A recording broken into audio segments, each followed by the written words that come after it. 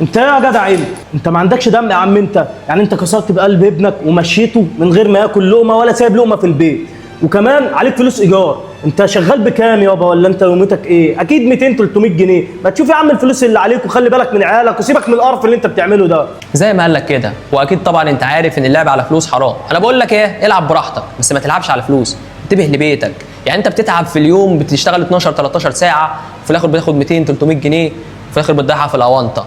يا راجل انتبه لعيالك ولمصلحتك اولى من اللعب الفاضي ده. شكلك ايه قدام الناس دي كلها وراجل بيقول لك هرميك في الشارع انت واولادك. وانت كمان انا مش عايزك تفرح بالفلوس اللي انت كاسبها، عشان دي فلوس حرام وهتخش عليك بالخراب.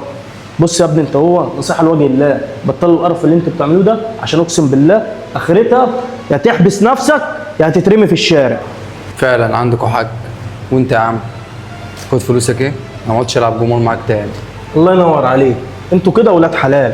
القمار ده هيخليكوا تخسروا بعض، لكن اللي انت عملته ده انتوا كده هتفضلوا صحاب دايما. والفلوس دي عيالكم اولى بيها. السلام عليكم.